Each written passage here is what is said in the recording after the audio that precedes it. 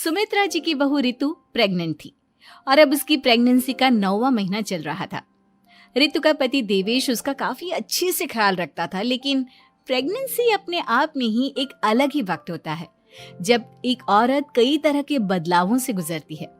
शरीर के साथ साथ उसके अंदर बहुत सारे इमोशनल चेंजेस भी आते हैं और रितु इन सब चीजों से गुजर रही थी। इसीलिए कई बार वो बहुत परेशान हो जाती थी। उसे बार बार बहुत मुश्किलों का सामना करना पड़ रहा था। एक दिन अचानक शाम के वक्त रितु जोर जोर से रोने लगी। अरे रितु बेटा, क्या हुआ? तुम रो क्यों रही हो? कुछ नहीं मम्मी जी, बस बहुत परेशान हो रही हूँ मैं। हाँ बेटा, वो तो मुझे भी दिख रहा है, तभी तो रो रही हो तुम। लेकिन परेशानी के पीछे की वजह तो बताओ, आखिर बात क्या है? किसी ने कुछ कहा क्या तुमसे? नहीं मम्मी जी, किसी ने कुछ भी नहीं कहा, बस ऐसे ही मेरा मन कर रहा है रोने का। अरे बेटा, ये क्या बात हुई? रोने का मन कर रहा है? अरे तुम माँ बनने वाली हो, अगर इस तरह रहोगी ना तो बच्चा भी रोने वाले नेचर का पैदा होगा। तो फिर मैं क्या करूं मम्मी जी? मुझे बता अपने दिल की बात, मेरे साथ शेयर कर कि क्या परेशानी है। वो क्या है ना मम्मी जी, मैं अपने पेट की तरफ देखती हूँ ना तो अजीब सी घबराहट होती है। अरे लेकिन क्यों बेटा? तुम्हारे पेट में तो तुम्हारा आने वाला बच्चा है, इसे देखकर तुम्हें खुश होना चाहिए। मम्मी जी वो क्या है ना, मेरा पेट इतना बड़ा हो गया है, शरीर की हालत ऐसी हो गई है तो सोच सोच कर डर लगता है कि मैं कभी फिर से पहले जैसी स्लिम और ब्यूटीफुल हो पाऊंगी क्या। अरे बेटा, ये तो कुछ दिनों की बात है, सब कुछ बिल्कुल पहले जैसा हो जाएगा। कुछ दिनों के बाद तुम्हें चिंता करने की कोई जरूरत नहीं होगी। रितु, क्या हुआ?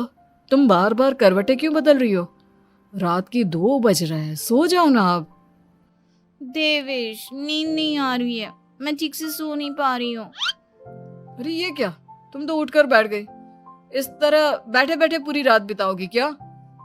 क्या करूं देवेश, पेट की वजह से जैसे ही लेटती हूँ अजीब सा लगने लगता है, ठीक से सो भी नहीं पाती। तुम एक काम करो, अपने पेट के बगल में एक तकिया लगा लो, तुम्हें ठीक से नींद आ जाएगी। वो भी करके देख लिया, अब तो लगता है जब तक बच्चा इस दुनिया में नहीं आएगा मैं ठीक से सो भी नहीं पाऊंगी। रितु, बच्चा आने के बाद कौन सा चैन की नींद सो पाओगी? कम से कम अब तो आराम कर लो। तुम सो जाओ देवेश, मैं बैठे बैठे ही अपनी नींद निकाल लूंगी। और फिर कुछ दिन के बाद सुमित्रा जी के घर पर कुछ परिचित लोग मिलने के लिए आते हैं। मम्मी जी, आप उन लोगों के साथ बैठकर बातें करिए, मैं सबके लिए चाय बना देती हूँ। अरे नहीं नहीं बेटा, मैं कर लूंगी, अभी तुम्हारी तबीयत ठीक नहीं है ना, तुम आराम करो। अरे मम्मी, घर के छोटे मोटे काम तो मैं करती हूँ ना, चाय बनाने में कैसी प्रॉब्लम? अच्छा ठीक है, अगर कोई परेशानी नहीं है तो बना दो चाय। अरे ये क्या बात है सुमित्रा जी, आप तो दादी बनने वाली हैं। हाँ जी, बस ठीक ठाक तरीके से मेरा पोता या पोती इस दुनिया में आ जाए तो चैन हो जाए। सही कहती हैं बहन जी, एक औरत के लिए ये वक्त बहुत मुश्किल होता है। वैसे बहू की तबीयत तो ठीक है ना? हाँ हाँ, तबीयत तो ठीक है, बस ऐसे ही थोड़ी बहुत परेशानी है जो इस वक्त होती है, उसी से गुजर रही है। पहली बार माँ बन रही है ना, कभी कभी परेशान हो जाती है। सुमित्रा जी रिश्तेदारों से बात करती है और उन्हें काफी देर हो जाती है। रिश्तेदारों के जाने के बाद, अरे रितु बेटा, तुम अभी तक किचन में काम कर रही हो? मैंने तुम्हें मना किया था ना, इतनी देर खड़े रहने की क्या जरूरत थी? मम्मी जी, वो मुझे लगा रात के खाने में देर हो जाएगी, इसलिए मैं साफ उधर बिजी थी तो मैं खाना बनाने लग गई थी। अरे बेटा, तुम तो बिल्कुल कुछ भी नहीं समझती, जरा अपने पैरों की हालत तो देखो। हाँ मम्मी जी, मुझे भी ना पैरों में बहुत भारीपन लग रहा है। ये भारीपन नहीं है, ज्यादा देर खड़े रहने की वजह से तुम्हारे पैरों में सूजन आ गई है। अब कमरे में जाकर आराम करो, चलो। और सुनो, अपने पैरों के नीचे ना तकिया लगा लेना, सर के नीचे मत लगाना, ठीक है? अपने कमरे में जाने के बाद यार ये प्रेगनेंसी भी कितनी अजीब चीज है, कभी रोने का मन करता है कभी हंसने का। घर में सब मुझे बहुत प्यार करते हैं, लेकिन प्रेगनेंसी की जो प्रॉब्लम्स मैं फेस कर रही हूँ वो मैं किसी को नहीं समझा सकती। ये सब कब ठीक होगा? और फिर एक रात अचानक रितु नींद में उठकर बैठ जाती है और अपने पूरे शरीर पर खुजली करने लगती है। देवेश की आंख खुलती है और वो रितु को इस तरह खुजली करते हुए देखता है। अरे क्या हुआ रितु, तुम ठीक तो हो ना? पता नहीं क्यों देवेश, लेकिन अचानक से पूरे शरीर में खुजली हो रही है। दिखाओ जरा मुझे। अरे लेकिन तुम्हारे शरीर पर तो कोई मच्छर के काटने की या किसी तरह के रैशेस भी नहीं है, फिर खुजली क्यों हो रही है? लगता है ये भी प्रेगनेंसी की कोई नई प्रॉब्लम है। अरे अरे परेशान मत हो, मैं मम्मी को बुला कर लाता हूँ।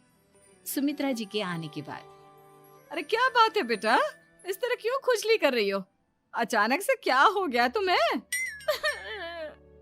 मम्मी जी ऐसा लग रहा है जैसे सर से पैर तक पूरे बदन में मच्छरों ने काट लिया हो। अरे लेकिन इसमें रोने की क्या बात है, चुप हो जाओ, सब ठीक हो जाएगा। हाँ मैं बहुत परेशान हो गई हूँ, बस अब जल्दी से बच्चा इस दुनिया में आ जाना चाहिए ताकि मुझे इन सारी प्रॉब्लम से मुक्ति मिले।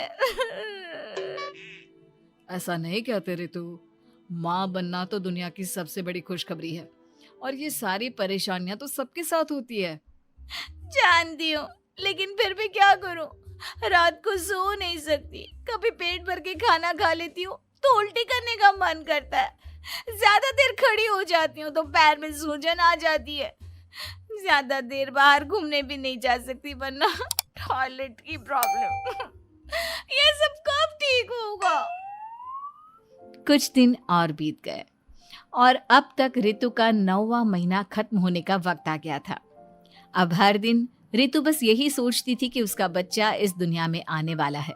हाँ, वो बात अलग थी कि वो कई तरह की इमोशनल चेंजेस से गुजर रही थी और फिर एक दिन अचानक, देवेश मुझे ना चाउमीन खाने का मन कर रहा है। अभी रात के 12 बजे? अरे रितु, इस वक्त चाउमीन कहाँ से लेकर आऊंगा मैं? किसी होटल में फोन करो ना, कोई तो डिलीवर करता होगा ना इतनी रात को। नहीं नहीं रितु, इतनी रात को कोई डिलीवर नहीं करता, तुम कल खा लेना, मैं कल तुम्हारे लिए लेकर आऊंगा बस। नहीं, मुझे अभी खाने का मन कर रहा है, मुझे अभी खाना है। अच्छा अच्छा ठीक है, एक काम करो, मैं किचन में जाकर तुम्हारे लिए मैगी बना कर लाता हूँ, क्या पता उसे खाकर तुम्हारा मन ठीक हो जाए। हाँ ठीक है। देवेश रितु को मैगी बनाकर खिला देता है, लेकिन अगले दिन अचानक से रितु की तबीयत खराब हो जाती है। क्या हुआ है बहू को? बेटा तूने कुछ उल्टा सीधा तो नहीं खा लिया ना? मम्मी वो कल आधी रात को चाउमीन खाने की बात कर रही थी तो मैंने इसे मैगी बनाकर खिला दी। अरे लेकिन एक बार मुझसे तो पूछ लेता, इसी वजह से उसे अजीब सा लग रहा है। कोई बात नहीं, वैसे भी बच्चा आने का वक्त पास आ गया है ना, इसलिए ये सब चीजें हो रही है। मेरे पेट में बहुत दर्द हो रहा है, जब से मैगी खाई है तब से पता नहीं क्या हो गया। अरे कुछ नहीं हुआ बेटा, बस कुछ दिन की बात और है, परेशान मत हो। चल हम तुम्हें ना डॉक्टर के पास ले चलते हैं। हॉस्पिटल जाने के बाद, डॉक्टर साहब, मेरी बहू की तबीयत ठीक तो है ना? हाँ, वैसे तो सब कुछ ठीक लगता है, डाइजेशन का प्रॉब्लम हो गया है, ऐसे वक्त में हो जाता है। प्रेगनेंसी की वजह से पेट के ऊपर बहुत प्रेशर आ जाता है, इसलिए डाइजेशन थोड़ा वीक हो जाता है। और उन्होंने रात के वक्त मैगी खा ली, इसलिए उनको ये प्रॉब्लम हो गया। डरने वाली कोई बात नहीं है। थैंक यू डॉक्टर साहब, अब हम इसका ध्यान रखेंगे। लेकिन अब रितु की डिलीवरी का वक्त पास आ गया है, आपको उनका पहले से भी ज़्यादा ध्यान रखना होगा। मैंने चेकअप कर लिया है, 1 सप्ताह के अंदर रितु की डिलीवरी होने के पूरे चांस है। एक दिन अचानक किचन में काम करते करते रितु के पेट में बहुत तेज दर्द होने लगता है। देवेश, मम्मी जी जल्दी आइए। अरे अरे क्या हुआ बहू, क्या हुआ तुम्हें? बहुत दर्द हो रहा है मम्मी, मेरे पेट में बहुत तेज दर्द हो रहा है, मुझसे खड़ा भी नहीं रहा जा रहा। इधर आ जाओ रितु, मैं तुम्हें बेड पर लिटा देता हूँ, सब ठीक हो जाएगा। बेटा मुझे लगता है इसकी डिलीवरी का वक्त पास आ गया है। अब हमें रितु को हॉस्पिटल ले जाना होगा। वैसे भी डॉक्टर ने कहा था कि 1 सप्ताह के अंदर डिलीवरी कभी भी हो सकती है। मुझे बहुत दर्द हो रहा है, ऐसा लग रहा है जैसे मैं मर जाऊंगी। प्लीज मुझे बचा लो देवेश। अरे रितु घबराओ मत, ऐसा कुछ नहीं होगा। हॉस्पिटल पहुंचने के बाद आप जल्दी से रितु को एडमिट करवा दीजिए और आप लोग बाहर वेट करिए। नहीं, मुझे बहुत दर्द हो रहा है। रितु समझने की कोशिश करो, सब कुछ ठीक हो जाएगा। रितु को लेबर पेन शुरू हो गया था और वो काफी तकलीफ से गुजर रही थी। एक बच्चे को जन्म देते समय औरत जिस तकलीफ से गुजरती है उसे सिर्फ वही समझ सकती है। रितु की तकलीफ को देखकर देवेश भी काफी इमोशनल हो गया था। रितु को इस तरह चीखते देखकर उसे बहुत दुख हो रहा था, लेकिन आधे घंटे के बाद जब डॉक्टर अपने हाथ में रितु और देवेश की छोटी सी बच्ची को लेकर आया तो रितु के चेहरे पर स्माइल आ गई। रितु, ये देखो तुम्हारी और मेरी नन्ही सी बेटी। ये तो एकदम परी की तरह दिखती है। दिखेगी क्यों नहीं, एकदम तुम पर गई है ना, इसलिए। लेकिन मम्मी, उसकी नाक तो मेरे जैसी है।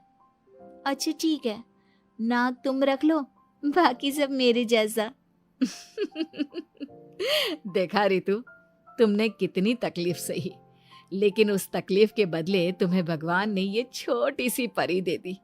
और ऐसा सब औरतों के साथ होता है।